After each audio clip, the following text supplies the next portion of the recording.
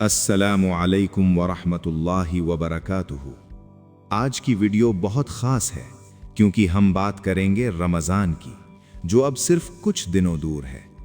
लेकिन मैं आपको वो ट्रेंड्स या टिप्स नहीं बताऊंगा जो हर जगह मिल जाएंगी।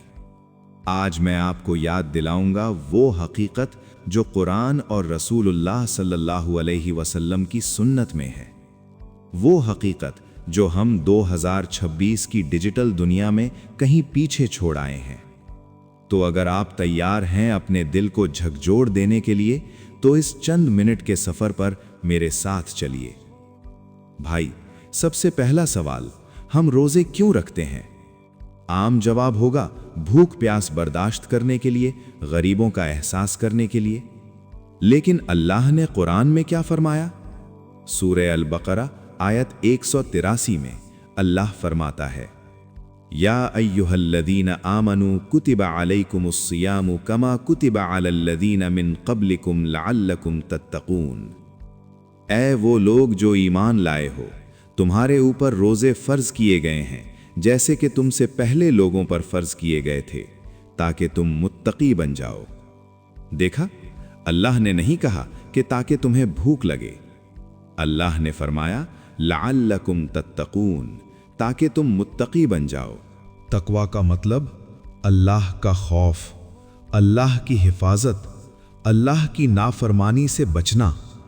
तो भाई, अगर हमारा रोज़ा सिर्फ सुबह से शाम तक खाना पीना छोड़ देना है और बाकी 23 घंटे हम वही पुराने गुनाह कर रहे हैं, गलत नफसानी वीडियोस देख रहे हैं, झूठ बोल रहे हैं, गीबत कर रहे हैं, तो क्या हमने रमज़ान की रूह को समझा?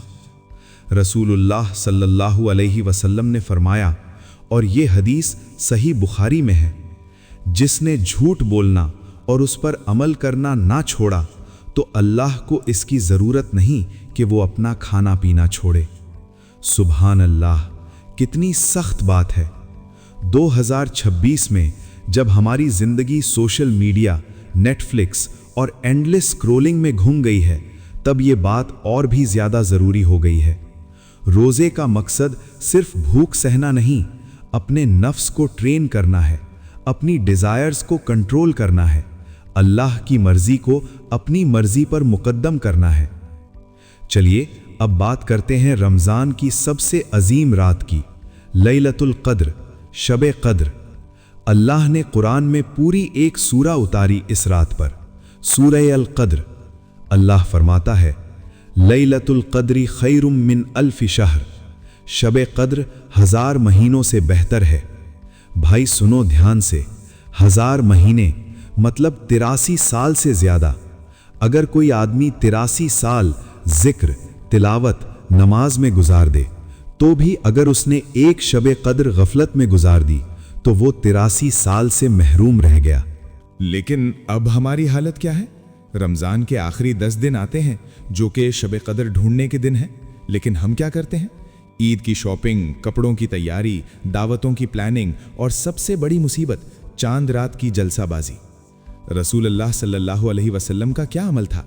सैयदा आयशा रदियल्लाहु अन्हा फरमाती हैं, और ये हदीस सही मुस्लिम में है, कि जब रमज़ान का आखिरी अशरा आता था तो रसूलुल्लाह सल्लल्लाहु अलैहि वसल्लम रात को जिंदा कर देते थे, यानी इबादत में अपने घर वालों को जगाते थे और अपनी कमर कस लेते थे, यानी पूरी मेहनत से लग जाते थे।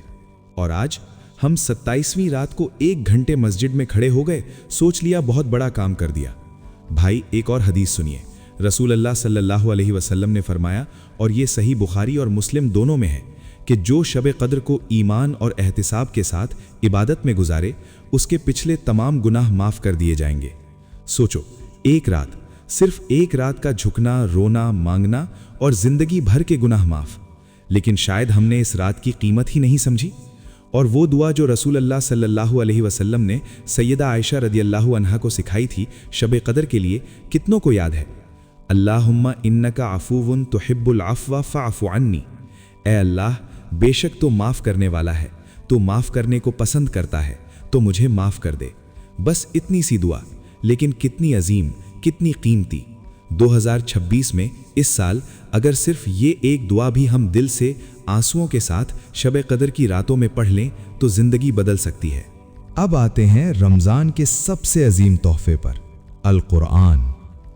اللہ نے فرمایا سورہ بقرہ آیت 185 میں، شہر رمضان الذی انزل فیہ القرآن، رمضان وہ مہینہ ہے جس میں قرآن نازل کیا گیا۔ قرآن اور رمضان کا رشتہ کیا ہے؟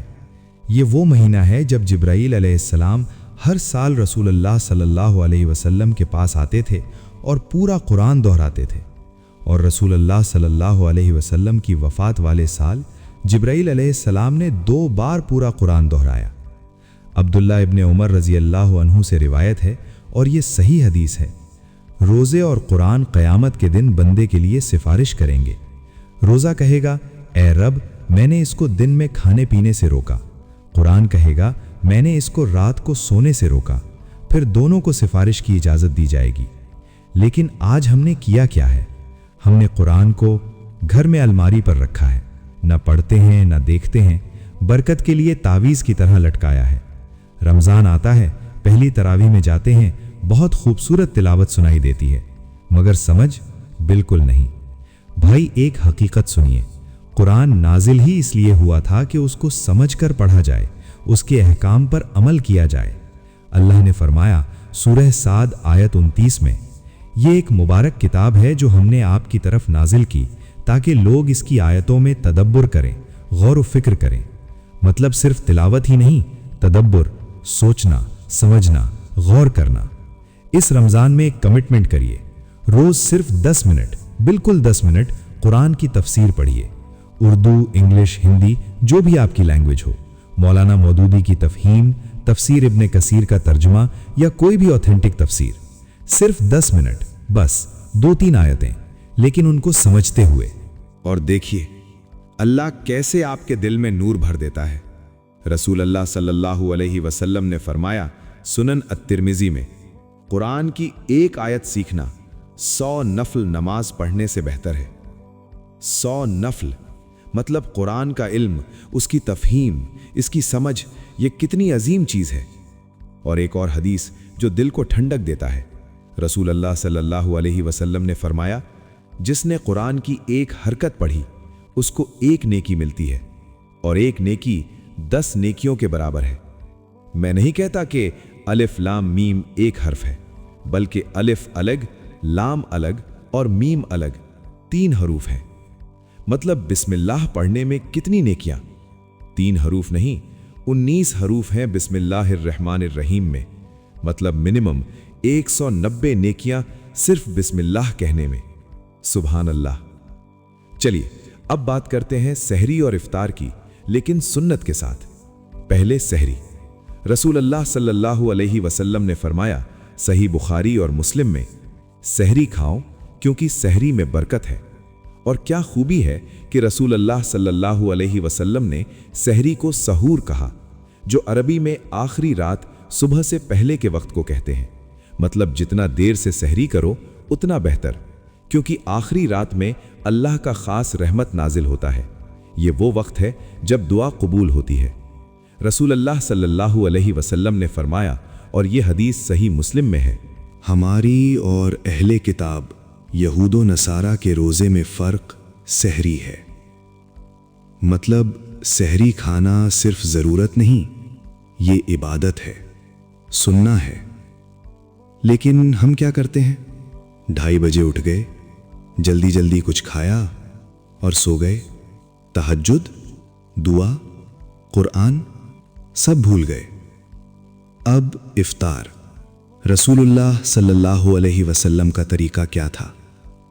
انس ابن مالک رضی اللہ عنہ فرماتے ہیں، رسول اللہ صلی اللہ علیہ وسلم مغرب کی نماز سے پہلے 3 تازہ کھجور ڈیٹ سے افطار کرتے تھے۔ اگر تازہ نہ ہوتے تو سوکھے کھجور، اگر سوکھے بھی نہ ہوتے تو پانی کے کچھ گھونٹ پیتے تھے۔ کتنی سادگی، کتنی سمپلسٹی۔ اور دعا، وہ مشہور دعا جو ہر مسلم کو یاد ہونی چاہیے، اللہم لک صمت وبک آمنت وعلیک توکلت وعلی رزقک افطرت۔ اے اللہ، تیرے لیے میں نے روزہ رکھا، तुझ पर ईमान लाया, तुझ पर भरोसा किया और तेरे रिज्क से इफ्तार कर रहा हूं। और एक और हदीस सुनन इब्ने माजा में रसूलुल्लाह सल्लल्लाहु अलैहि वसल्लम ने फरमाया, रोज़ेदार के लिए दो खुशियां हैं, एक इफ्तार के वक्त और दूसरी अपने रब से मुलाकात के वक्त। मतलब इफ्तार सिर्फ खाना खाने का वक्त नहीं, ये एक खास इबादत का वक्त है, शुक्र का वक्त है। लेकिन 2026 में हम क्या करते हैं? दस्तरखान पर 15-20 किस्म के पकवान, समोसे, जलेबी, दही बराए, फ्रूट चाट, रूह अफ़ज़ा और न जाने क्या क्या। और फिर सब लोग इतना खा लेते हैं कि तरावीह में खड़ा भी नहीं हो सकता। भाई, ये कैसा रमज़ान है जिसमें हम अपने पेट को अल्लाह की इबादत से ज़्यादा इंपॉर्टेंस देते हैं? रसूलुल्लाह सल्लल्लाहु अलैहि वसल्लम ने क्या फरमाया था? हदीस में आया है, आदमी का पेट से बुरा कोई बर्तन नहीं जो उसने भरा हो। अगर ज़रूर हो तो तीसरा हिस्सा खाने का, तीसरा पानी का और तीसरा सांस लेने के लिए खाली रखे। इस रमज़ान में सादगी अपनाइए, डेट्स और पानी से इफ्तार करिए, हल्का खाना खाइए और तरावीह में जाकर पूरे खुशू के साथ अल्लाह के सामने झुकिए। मेरे प्यारे भाइयों और बहनों, अब इस पॉडकास्ट का आखिरी हिस्सा, रमज़ान 2026 बस कुछ दिन दूर है और फिर वो ख़त्म भी हो जाएगा।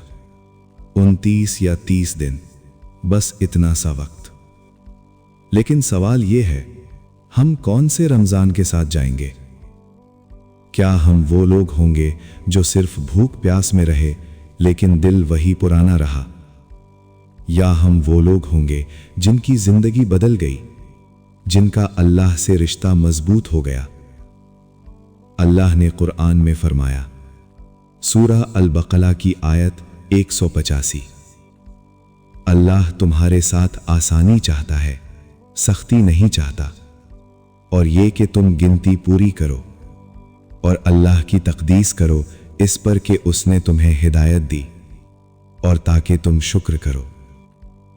देखा, अल्लाह ने नहीं चाहा कि हम पर सख्ती हो। अल्लाह चाहता है कि हम शुक्र करें, तक़दीस करें और हिदायत पकड़ लें। रसूलुल्लाह सल्लल्लाहु अलैहि वसल्लम ने रमज़ान की पहली रात फरमाया था, और ये हदीस मशहूर है, रमज़ान आया है, मुबारक महीना।